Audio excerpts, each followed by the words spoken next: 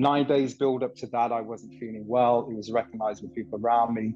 Larrick, you need to see a doctor. I was struggling breathing. I was feeling I could meditate it and find my way through it. But yeah, by day 9, I just couldn't really move. I couldn't breathe. What I call her, my sister, a dear friend, sister of mine, called the ambulance. And from there, bit of a blur. I remember going into the ambulance. I remember the oxygen. I remember thinking, ooh, the way they're behaving, they're picking something up here. But I was like, okay. Got into hospital and I was almost rushed to ICU.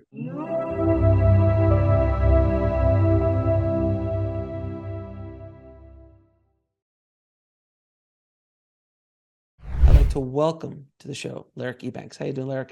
Okay, and it's lovely to finally meet you, Alex. I'm doing well. Thank you so much for coming on the show, my friend. You have had an extraordinary journey that you're going to be sharing with all of us today, and I really appreciate you coming out and doing that for us.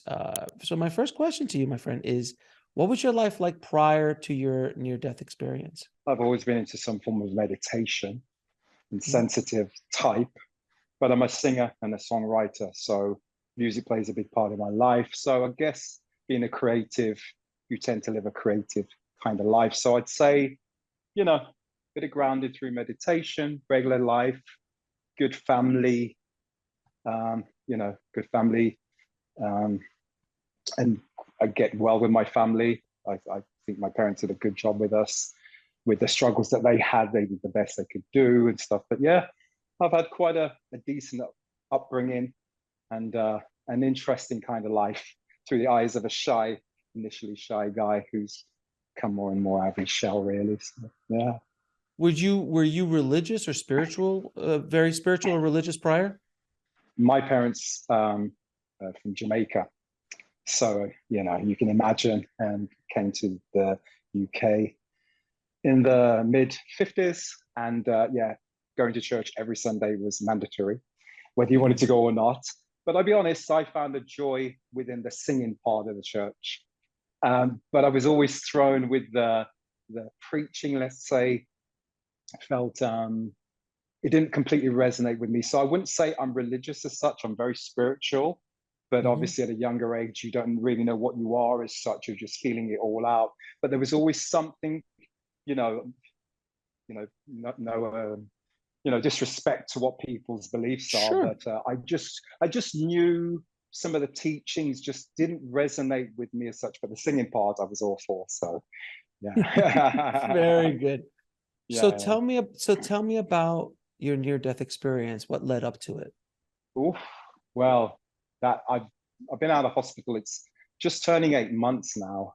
Oh wow! So it's pretty. This is pretty fresh. It's pretty fresh. So I'm still figuring it out. So if you can bear with me a little bit here, because all the experiences, very interesting. I've been writing it down since being in hospital, but I'm still processing a lot being out, and I've got some physical challenges that are not visible. But it was the year. Because I was in hospital for 11 months. I'm just trying to think of the year where we were 23. So 2021, November, I came down with what they termed COVID pneumonia. Severe, just severe.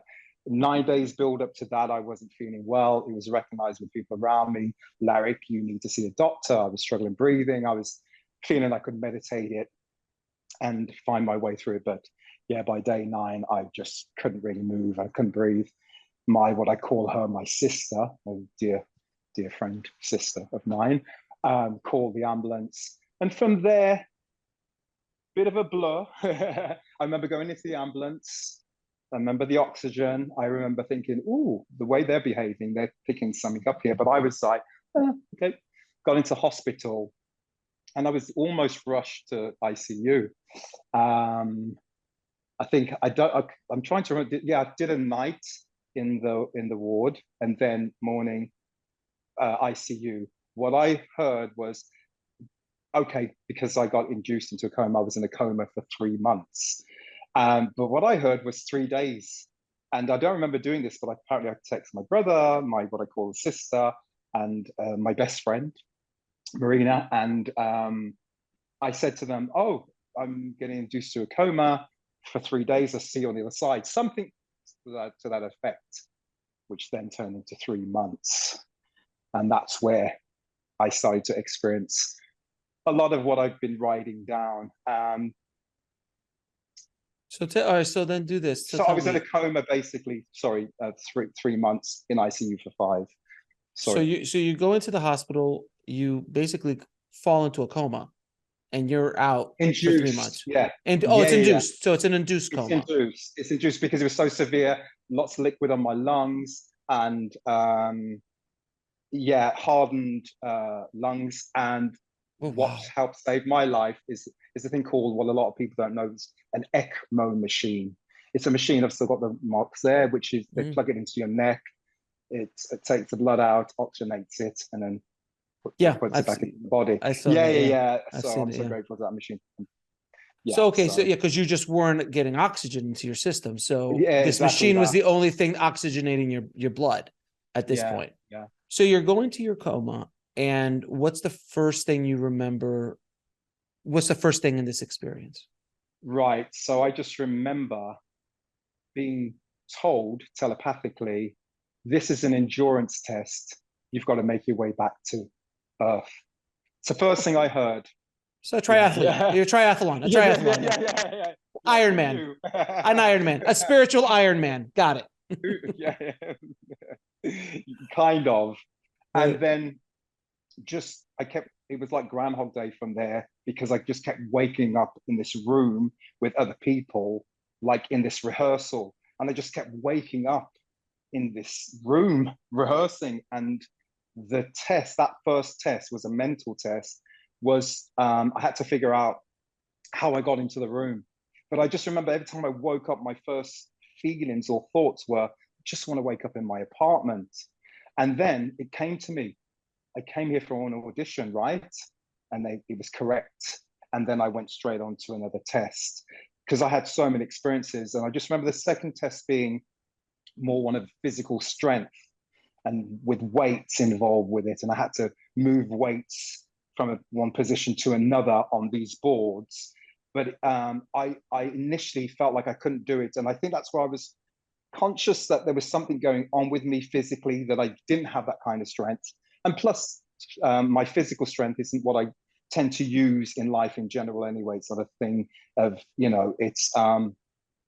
So I struggled with the idea of being able to move the weights, and which became a bit of a concern. And then telepathically, I was told, in another life, I was the strongest man in the world. And that idea came in. And what I've come to understand is, as my guides were giving me information, as I was having tests, but the information was about remembering who I truly am and who we truly are, and the magic that's inside of us, because that starts playing out as I have a lot of experiences. I was constantly being guided. So given tests that were humiliation tests and torture tests, and some really nice situations. But I'm coming to understand I was really living out a lot of my fears in other dimensions, and sent to the situations and living them out, because I was told that part of me exists somewhere. So I was kind of stepping into it. And so you were kind of going through a gauntlet, if you will, that you needed to kind of experience, and this is a way for them to kind of supercharge and super speedy way to experience a lot of this stuff. Very, very speedy way. Very speedy way. Because this could take lifetimes, multiple lifetimes to experience a lot of the things that you were kind of going through. This is fascinating. I haven't heard of a near-death experience like this before. So I've kind of heard a couple of times. I've heard one or two things, but not this endurance kind of Iron Man, spiritual Iron Man that you're going through. There was a lot going on. There's a lot of experiences.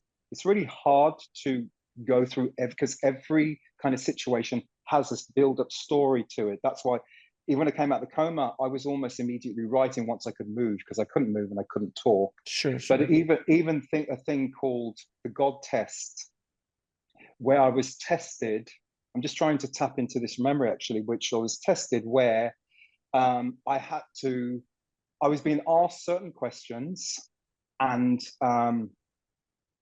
when I finished answering the question, I had to say 1, 2, 3, God, immediately, like it was like answer 1, 2, 3, God. Then what they were terming lower frequency beings that were interacting with me, they were trying to get me to say the word cod.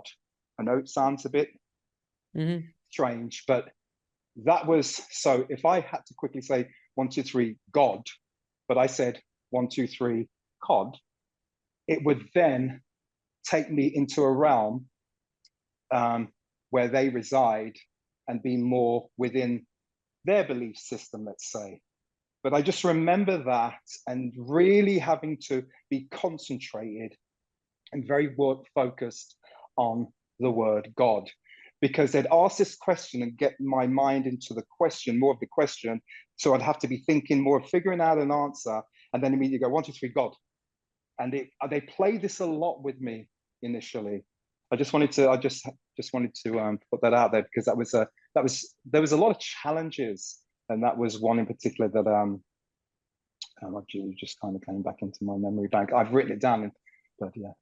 Sorry, so you're going through all of these challenges. At what point do you what happens after you kind of go through this gauntlet?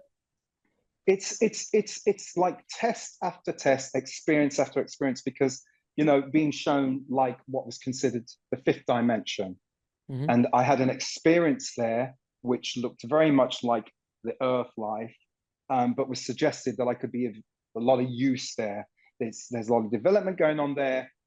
What I could bring there with the person that I am could be very beneficial to me, because it was kind of on offer of where I would go. Because where I would go just depends of how well I was doing and how I could really step up, which I'm beginning to understand the more that I'm living with what I've experienced, was really setting me up for the work that I'm beginning to do now. There's a lot of charity work and things I'm doing in general, but I'm recognizing that when I first came out of the coma and trying to make sense of it, it was so heady. It can still be that for me, but it was a cathartic for me to write it down. And I was writing it because I was just getting downloads and suggesting I needed to write the experiences, but also telling me why. So I've got even that jotted in my book. I think they call it automatic writing, where guides of mine were suggesting into this and kind of connecting dots for me, because it's just a lot of information there. Yeah. Let me ask you this though. So during this whole process, did you have guides with you, or was it just more telepathic communication with something? So there was a lot of telepathy going on, voices. My mother showed up. I've just shared this with you, but bless her, she's just passed, but she was with me as in during my time in hospital, and she showed up a lot. She was able to, unknowingly to her, when I mentioned it to her when I came out the coma and we were talking, she was kind of jumping into the realities with me, helping me back. So my mom played a big part in the way that I was coming back to Earth. I'm kind of fast forwarding a little bit because there's so much information, but all the scenarios and situations and different realms and experiences, my mother would show up because there were some beings which they were referring to as low energy beings that were very insistent that I join their realm and be a part of that. And in these dimensions that I was being shown, the more I could raise my frequency into a higher dimension, they wouldn't be able to reach me. But initially, when I went into the coma and the initial experiences, I was kind of very vulnerable, let's say floaty, and trying to find my way in what was going on and comprehending it.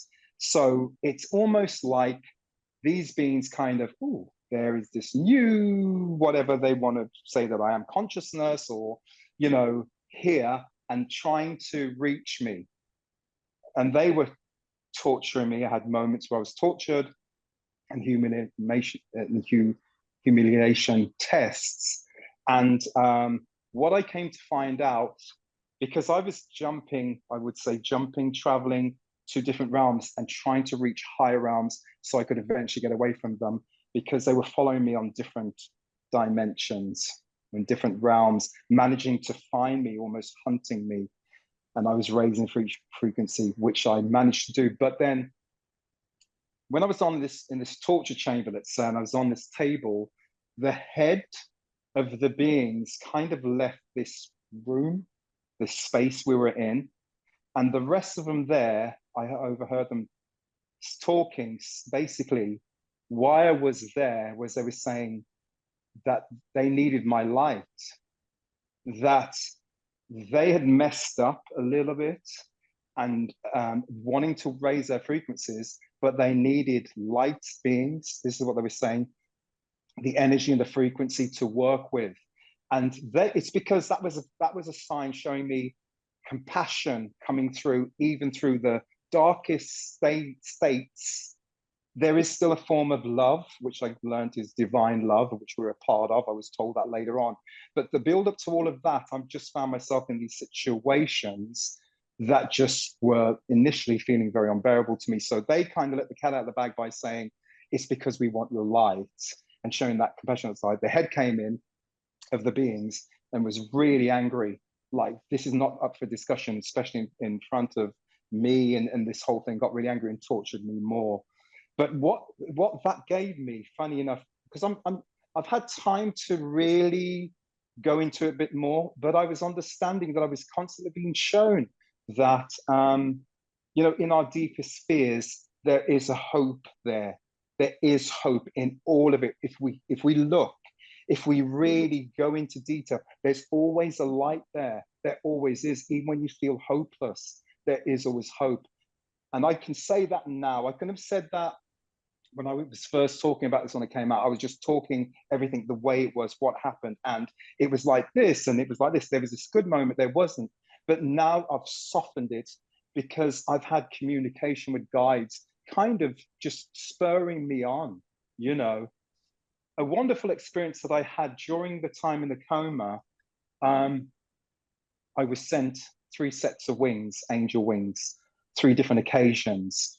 And this is when I was making sense again, where physically I wasn't able to move because I'm floating in dimensions, but I've also recognized I have an awareness of the hospital and some of what was happening there, which was confirmed to me later on when I came out the coma with things that was said and I said, and they said, well, actually, and I've had those moments. The first time the wings came to me, they kind of came by the window, outside the window of the hospital. And I heard telepathically that all I needed to do was just to open my arms, which would suggest that I'm ready to receive, to cross over, because it was about crossing over. And I couldn't. And I was so frustrated in that because I wasn't quite sure why, but I knew something's up physically. That's why I was making a connection. So I couldn't. And there was 2 other attempts. There was an attempt by the 3rd time where I heard, and they were suggesting, when I say they, it's telepathic. It's like my guides. There's a voice within the voice. And they were suggesting that if they sent someone to me, if I could simply hold on to the back of the person, they could cross me over, basically. And I was agreeing to that because by then, with a lot of the experiences, because there's so many to talk about, I did want to cross over. I was definitely there, which I eventually did. So yeah, but I couldn't manage that either. So there was a lot of frustrations there for me also. So when you were going again through all of this, it just seems like you had almost endless amounts of experiences during these 3 months. At what point how did this end, or did you go to did you pass all the tests? Obviously you're here. So where did you go? Sorry. Yeah. So where did you go? There was just a lot of situations. And so I eventually crossed over via a light that came, and I had to connect with the light because I was lying there, and I crossed over that way. And then I was shown half of my life review. Okay. Which was interesting because they showed me an image of me when I was younger. I think I was 8 years old, something like that. And I had a wizard's hat on, purple wizard's hat that my dad had bought me. And they were reminding me of the magic that was in me, that's in everybody. And we should always tap into that and remember that.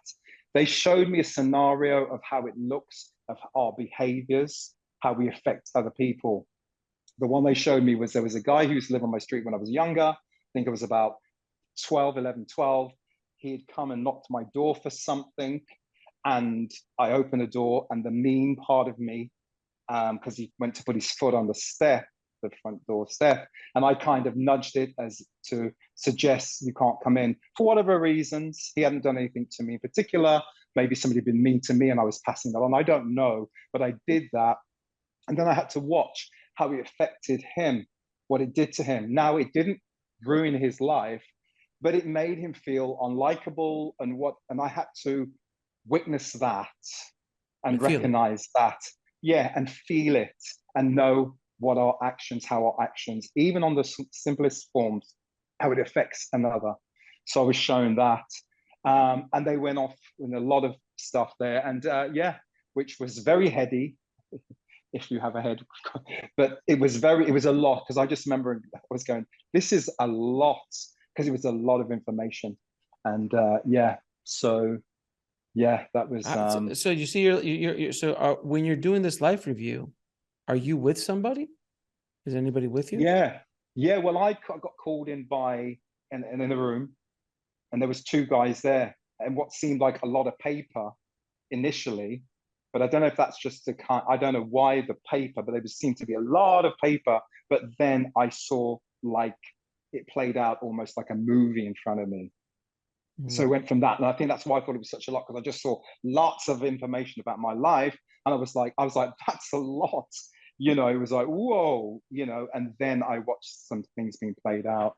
So it's But who were the other 2 people in the room? They weren't familiar to me. It was just sent to do the job. It was they knew of me. Didn't feel like it was. I don't know why, but it just felt like that was their job. Right? It was like that's the job that they do. They've been assigned to do, because they didn't feel familiar to me, and I didn't feel them very compassionate to me being overwhelmed either. It was like, this is it, but I didn't feel judged. There was nothing to do with judgment. And then I was told there was no judgment. That's another situation. There is no judgment. It's something that we've created, that idea of judging each other. So I didn't feel judged in that moment, but I just had to handle it and review it and like understand it. And there was moments where it was like, okay, if I'd done that, that's a different outcome, because they reference the movie Sliding Doors, that parallel living. They reference that, how it can look when we make different choices. But the point they were trying to make with me was, if we can be honest, like truly honest with our truth and speak it, the outcome is completely different. It's not like you have your life goes completely pear-shaped. It just takes you off the real balance of what your heart desires. So here we are, why doesn't this happen in my life and stuff like that? But if you check, you're not always being really fully honest. And the suggestion is if we can be honest, we experience what our heart desires. And that made sense to me, that resonated with me, because they referenced also like an example of me exaggerating a day on something that simple. Like if you've done something and you in 5 days and you exaggerate it by another day, that's an exaggeration. It kind of puts you off from the outcome of your next given move, your next situation. They were being very specific with this, because they were trying to show me that the things that I asked for in life, they're all there. And we came here to align with that. But life circumstances throw us off sync, and we operate not really from a completely honest point of view because of him. So after your life review, where did you go? Yes, crossing over. So I can bet, yeah, because there is too much to this story, Alex. It really is to me. So I crossed over and I was shown an amazing place. And when I say an amazing place, I didn't get to go into what I could observe from the outside. It was almost like a wall, but like an invisible wall. It was like an energy wall. But I knew there was a lot of energy beings inside. I could sense it, I could feel it, and I could see beams of light coming from it. And I really wanted to join. I really wanted to be in there. It looked like it was going to be like the best party on the planet. And I don't mean that kind of party, just a lot of love. I felt the love.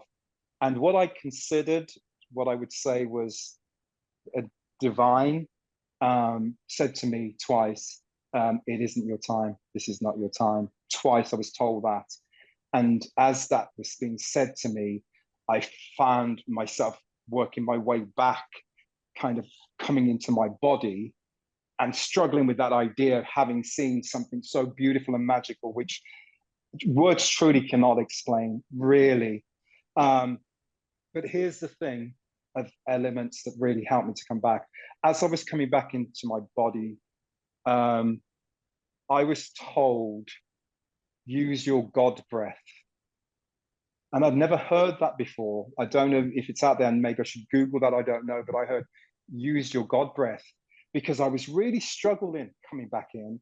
I was hearing all the prayers that was going on, because a lot of people were supporting me, even people who didn't know me, because I'd been, in a coma for 3 months, and it was going on. It was just a long thing. And, the doctors had put out there, and through my circle of people, that I had a 10% chance of living.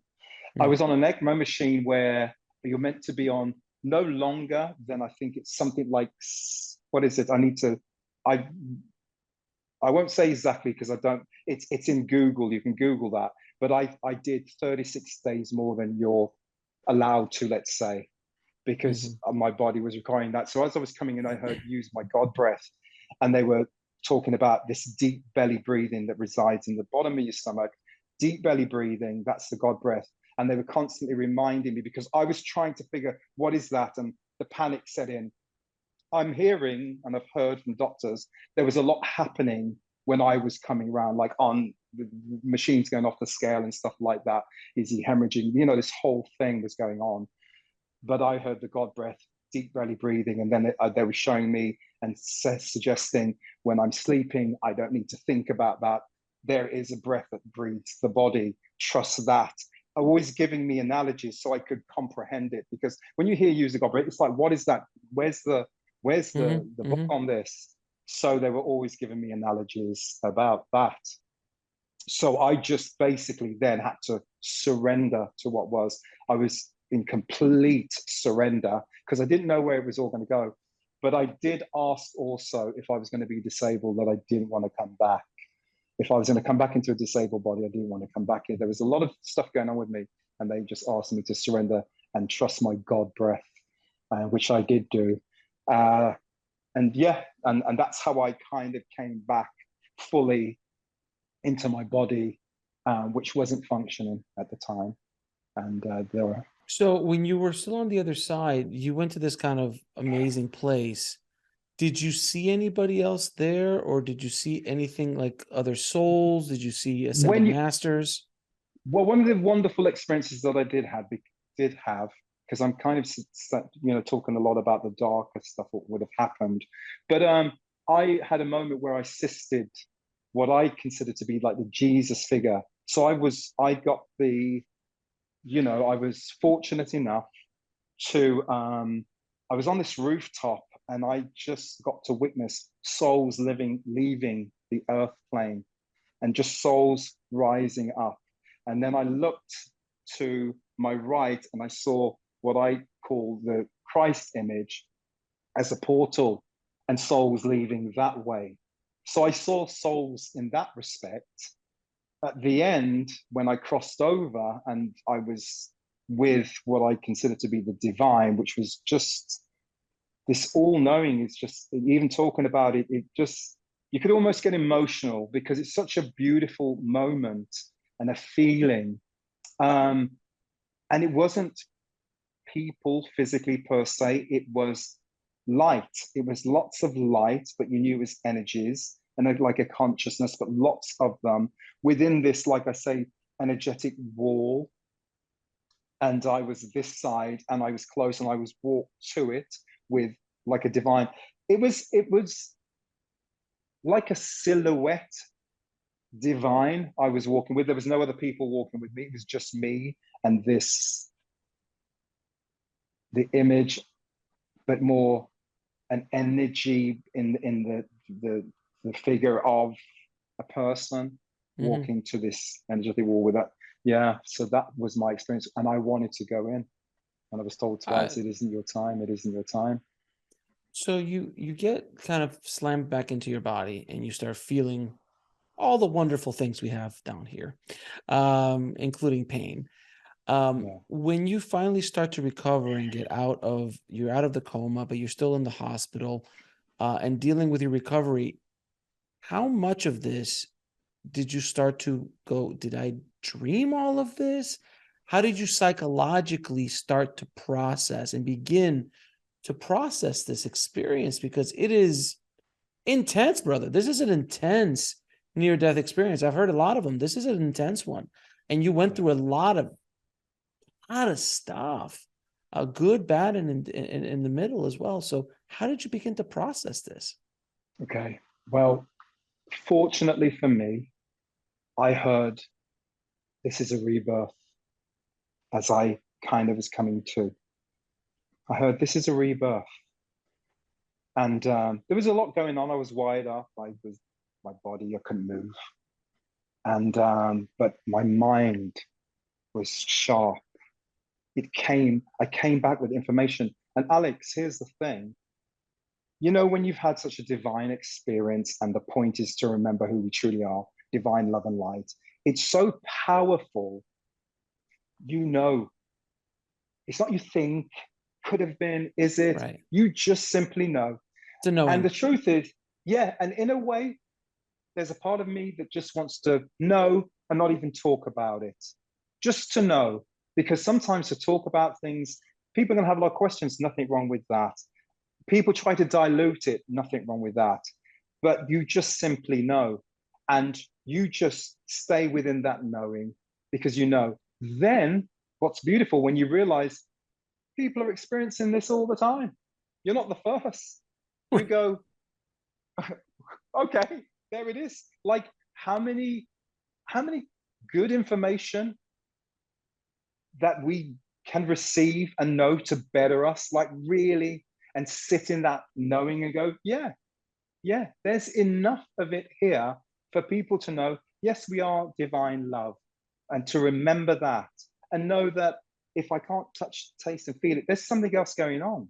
You know, this is really important that we remember that. So even though the doctors thought it was a bit woo-woo, even some of my friends around me, because I was coming in and I was talking it, I was writing it, I was compelled to write, and I was writing.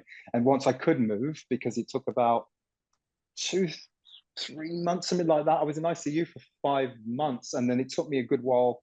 I'm trying to think after 5 months. Anyways, I was writing, and I just knew it's lovely when you come from a situation like that when it's fresh. That's, I'm sure, how babies feel. They come in with all this knowing, and by the time they reach a certain age, they've been in the day with all this information. You know, I could really see it. You're so sensitive and you're so vulnerable that you can see how easy it is for your mind to be, you know, programmed, or how we take in information and start doubting ourselves. I could see it because I was coming from such a fresh experience and a fresh understanding to people almost convincing me, you sure? Even the doctors said to me, you know, Larrick, what you've been through is so traumatic. We suggest when I was in the hospital, you know, watch some videos on trauma. And I said, trauma? I said, I wouldn't associate what I went through as trauma. It's a rebirth. And they said, you think of it like that? I said, no, I really do. like I know that. And I threw them because I was sitting enough in my divinity to understand this is who I truly am. And not everybody's going to see this, and not everybody's going to relate to this, but it's a knowing, Alex. It's just a knowing. So why do you think this happened to you? Because Well, near-death experiences, a lot of times, not everybody, but a lot of times it's because you're going the wrong way. And it's a way to kind of slap you around and kind of slap you back on the road that you agreed to be on in this life. So for you, I mean, you went through a whole lot of stuff that normal near-death experiencers and yeah, ears don't go through. So why do you believe that you went through this experience? I came to understand it was on my timeline. It's for personal reasons. It's because I needed to just show up in life, stop hiding behind things, Mm, because people just in a good way. I consider myself to be a good of heart. So let's just say mhm, that. And I really got to experience that with what I went through and how so many people showed up and people who had never met me. So that was a good reference for me to know how I walk the life. But I know my downfall is I don't show up. I tend to hide behind things and stuff like that. I needed to show up. So I had to confront so many fears and experiences and stuff like that to become the better version of myself whilst I'm still living. Truly, Alex, because I've been in really, really good situations in this life, and I tend to um, um, just not accept them because of one thing or another. Another story to do with what they would term it when I was 22 a meltdown, which I found out was my wake up. And I had high anxiety and I had a lot of great opportunities. And for years, it took me years to understand, and I wasn't showing up. mm, So by confronting most of my biggest fears and humiliation tests and stuff like that, you come back in a way that you're appreciative of life, you realize your strengths, and now I admit my strengths. People who know me and have met me a long way always say that they say certain points about me, but it's more of a shyness about me, or I play things down. And I like that about me because I don't need to shout things from a rooftop. I'm genuinely that type of guy, can say that. But I can honestly now say I'm actually very comfortable to see myself, in rooms doing talks that uplift other people. Charity work that I'm working with now, I'm spearheading some charity work to get an ECMO machine that helps save my life in the hospital. But I'm standing up for it and voicing and being passionate about it, where I'd kind of be more passive. Let's say I'm more active. So That's what's interesting about you, Larrick, is as well is that you are pretty fresh. I think you're the freshest near-death experiencer I've had on the show, meaning that it's only been 8 months since yeah, you went through this experience. So what I find fascinating about your story as well is that you did not hesitate to come out publicly. You did not hesitate to tell everybody around you, and then also do interviews and go. You are out there really quickly, where a lot of near-death experiences sometimes take decades. Obviously, there's a lot more information out there. It's a lot more accepted nowadays, yeah. but you still moving pretty fast, man. Why did you decide to go so quickly to be public, to help others, to do what you're doing? Many, like I said, many of them hold back for years just to kind of process it, but you were able to go through this pretty quickly. Arguably, since you also went through a very long near-death experience over 3 months, so it's maybe Yeah. that's a processing that you did on the other side. I don't know. Two things there is I've always been able to receive messages. It's a gift Mm, or whatever mm, anybody wants to call it. I do nothing with it. Nothing with it. mm. I really do. I've been able to communicate in a way, not channeling, not my thing. And I think it's a beautiful thing that people do all that. I think it's beautiful. Just information, done nothing with it. And coming back and how I feel life's sped up anyways. I feel things around me and life in general, just things seem to be happening so quick. Technologies and everything and everything and everything. It's not even about sitting and pondering anymore of, shall I do this? Shall I do that? I'm a musician. I make music. I've been making music all my life. I've been given great opportunities, and here I am still trying to move my music online and stuff like that, because that actually says how I am as a person. So if I know what I know and my experience is going to uplift humanity in some way, help another, let people understand more, I'd be a reminder just to show up in my divine state, and somebody else can remember their divinity. Are you kidding me? Do I need to wait a year or two and stuff before? No way. No, I've done it all my life, Alex. I've done it with my music. I've done it with being able to communicate in the past out of experiences that I've had, and just stay stum about it and get on with life. And like I said, be very, very passive. And I kid you not, it's beautiful sometimes to just say to yourself, I want to know what it looks like to really, really show up, and with all the fears that I have, and I've had for many years, panic attacks, all the above, just show up and talk what I know and be okay in it and feel steady in it. I'm doing it. And I'm going to continue to do it. Good things are coming from me showing up, because I've been shown through my experiences that I can do this, and I should never doubt myself. And it wasn't just about me. It was about all of us. All of us are here to do great things. We have forgotten to some degree, and it's not some. I was told every single one of us serves a purpose. Isn't that beautiful to really hear and understand? Because some people truly do. Like every single one of us, like this puzzle, we're all a piece of the grand puzzle. Isn't that lovely to know? So do I show up and talk my stories of anxieties and had to come off tours with people because I couldn't handle things, and I felt ashamed for so many years I couldn't talk about it, and now I'm going to talk about it because it does help, and it's helped me when I've heard other people's stories.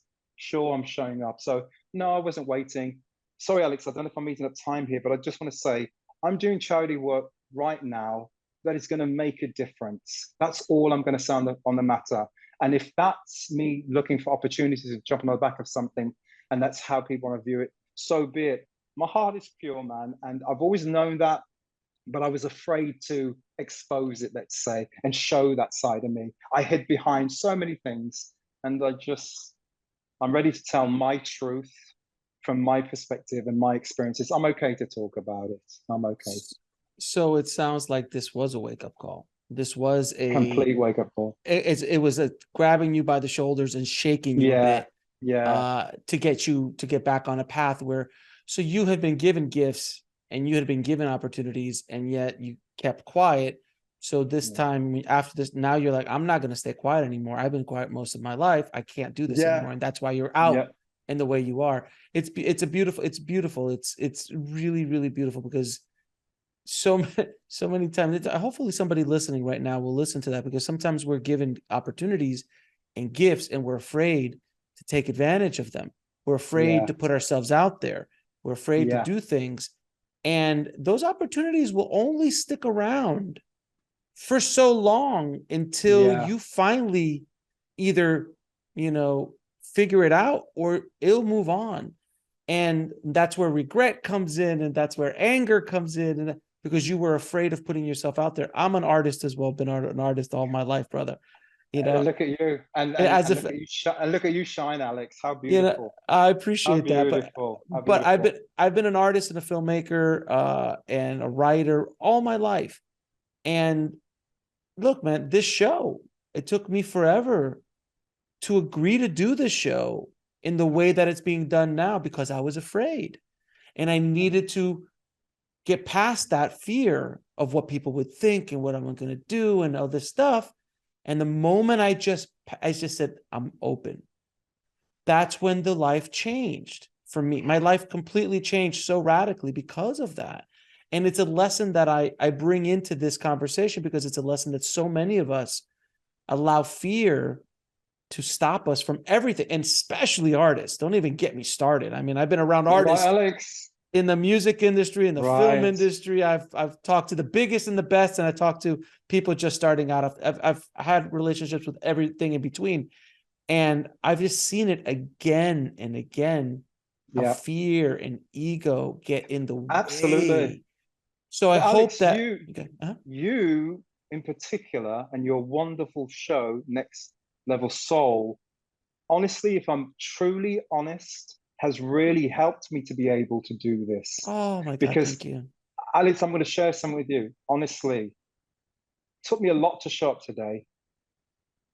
It took me a lot to show up today. Let's just say that, my friend. It took me a lot. And I'm so happy just to have met you for what you've given to me. Oh, Continue. thank you. You are a beautiful spirit, man. And lots of people are talking about it and know it, what you've done. And I love the fact when you started sharing your story, I realized with your interviews, you started sharing a story of that you're a filmmaker and you've done X, Y, and Z, and your friends, so, and all of that stuff. I'm glad that you were telling your personal story and you weren't just asking all the questions all the time, because it was that gave me also permission that I can promote myself. I can do this because I'm trying to do this. I mean, in the best way, because the truth is, you're here to help. That's it in a nutshell. That's your job. And that's how I feel. I feel like I'm here to be of service. And I couldn't get my head around it because I got caught up in, well, is it egotistic? The battle with the ego that we have. Yeah. Hello, like, Yeah. hello. It's like, it's okay. So I watch people like your good self and go, they're giving us permissions. It's okay. His intentions are beautiful and it helps so many. It's okay. My heart is pure. I know that I'm here for that. And that's why I showed up. Believe me on that, Well, Alex. I appreciate that very much, sir. And when I do this, I do it from, even when I tell my stories, I do it in service of the audience. It's not to feed my ego. We feel it. We feel Yeah, it. Come on, man. yeah. We feel it. I don't need to tell my stories again and again. I've done, listen, at this point, 1,400 episodes of content between this show and all my other shows. So I don't need to keep saying it. I'm good, but Alex, I do it. Please do. Please Yeah, do. no. For every newcomer, I it's appreciate important. that. But It's I do important.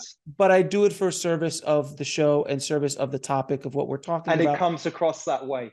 It I truly appreciate that. does. I And it's appreciate that helped. It's very helped much. me because you were a deciding factor of how you said that I've come quite quickly out of my situation because I wasn't going to stay at home twiddling my thumbs, complaining because my lungs need another, according to doctors, another 5 years to heal, and my feet that are numb, And I was like, I'm going to sit here in that information. I want to do something with it. So you keep, please, really, I man, your appreciate you, work my is friend. beautiful, and I'm so grateful to you. You would never know. I truly appreciate that, my friend. Well, listen, I'm going to ask you a few questions I ask all of my guests, as you know. What is your definition of living a fulfilled life? Just to show up and get on with life and no longer be afraid of it. That's it. Just to show up. If you had a chance to go back in time and speak to little Larrick, what advice would you give him? You got this. I'm going to love you as an adult. We good. How do you define God? My romantic idea of God would be like nature and how a seed becomes a flower and the wisdom and intelligence that happens there. That's how I would view God romantically, liken him to nature, the beautiful parts of nature. But spiritually, for me, the source of all that is that we're all an extension of. And how do you, and what is the ultimate purpose of life? Again, just to show up, become and expand. It's for the expansion of consciousness. And what is the greatest one thing that you pulled from this experience? That we are divine and that we are truly love, and everything else is between are just the lessons. And where can people find out more about you, your charity, and the work that you're doing? Right. The charity that I'm doing, I've called it the Larrick ECMO project because we want to finance a 40,000 machine for a hospital. Really quickly, Alex, because there was only 4 in all of the Balearic Islands. When I got to hospital, 6 of us needed it. Only 2 of us could. 2 of the existing 4 are not very good machines. So there's that. And there's a little kid that I've recently met through his father, little baby, who used the machine and will need it again. So that's that. I wasn't going to do a GoFundMe just and say, give me money to write the book, because I'm trying to write the book. So I've got my Bandcamp page with my music that I've written, some covers. and people can purchase my songs whatever they want to pay there. That money will pay for my co-ghostwriter, because I've never written the book, but I want to write this and get it out there. That will finance that, and promotions that need to be done around that. So you can find my music and help out that way if you want. That's just there because. And yeah, Facebook, and it's always Larrick Ebanks official, Larrick Ebanks. And and what's the website? You didn't say the website. What's the website? Oh, it's Bandcamp. So it's bandcamp.com/Larrick Ebanks. Okay. Bandcamp.com/Larrick Ebanks. And if you could put a link up, that'd be great. I'll put links in the show notes so everybody can see it. And do you have any parting messages for the audience, my friend? Be love. Be the loving light that we truly came to be, and let fear subside. Really, and let's see what it looks like from that platform. Let's see what it looks like. I'm not here to change the world. I'm just here to be as much as my loving self as I can be, and see it in other people. And let's see what it looks like and see what we build from there. That's it. Larrick, I appreciate you so much for coming on the show, sharing and sharing your story with everybody, and the bravery that it takes to come out and put yourself out there. I know what it's like. So I appreciate you and the work that you're doing in the world, my friend. Thank you again. Bless your heart, Alex. Thank you for your time as well. Thank you so much. Thanks for watching. Click on one of the videos below to continue your journey, and don't forget to subscribe.